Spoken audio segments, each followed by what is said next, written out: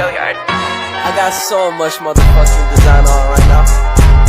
Break it down, bring it back, make it clap. I got 3 old thoughts, new block, wear that thing. Bitches on my line, and you know. Assalamualaikum warahmatullahi wabarakatuh. Perkenalkan, nama saya Winnie Atika dari kelas B sore dengan NIM 312210166. Di sini saya akan menjelaskan mengenai proses terjadinya bunyi fonem dalam bahasa Indonesia. Proses terjadinya bunyi dalam bahasa Indonesia pada umumnya dimulai dengan proses pernapasan udara keluar dari paru-paru melalui pangkal tenggorokan ke pangkal tenggorokan yang lain, yang di dalamnya terdapat pita suara. Di ujung atas laring terdapat 2 buah pita yang elastis disebut dengan pita suara. Agar udara bisa keluar dari pita suara itu harus dalam posisi terbuka.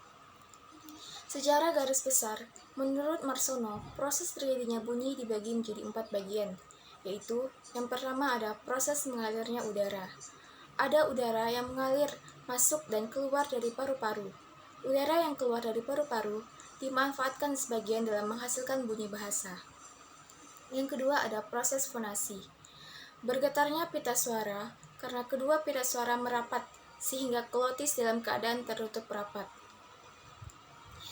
Yang ketiga ada proses artikulasi. Proses artikulasi adalah proses terbentuknya bunyi oleh artikulator. Dan yang terakhir ada proses oronasal. Proses oronasal adalah proses keluarnya bunyi melalui mulut atau hidung. Sumber utama dalam proses terbentuknya bunyi adalah udara dari paru-paru dan dihembuskan keluar bersama-sama waktu sedang bernafas. Udara yang dihembuskan itu kemudian mendapatkan hambatan di berbagai tempat alat bicara dengan berbagai cara, sehingga terjadilah bunyi bahasa. Pada waktu udara mengalir, keluar pita suara dalam keadaan terbuka. Jika udara tidak mengalami hambatan pada alat bicara, maka bunyi bahasa tidak akan terjadi seperti saat kita bernafas. Bunyi dalam bahasa Indonesia terbagi menjadi 2, yaitu bunyi vokal dan bunyi konsonan. Bunyi vokal adalah bunyi bahasa yang arus udaranya tidak mengalami rintangan. Kualitasnya ditentukan oleh 3 faktor, yaitu tinggi rendahnya posisi lidah, yang kedua ada bagian lidah yang dinaikkan, dan yang terakhir ada bentuk bibir pada pembentukan vokal itu. Bunyi vokal dalam bahasa Indonesia terdiri dari 5 huruf, yaitu A, I, U, E, dan O. Bunyi yang kedua disebut dengan bunyi konsonan. Bunyi konsonan adalah bunyi yang dihasilkan dengan cara yang berbeda. Bunyi konsonan dihasilkan oleh alat ucap manusia akibat udara yang keluar dari paru-paru melalui rongga mulut atau rongga hidung.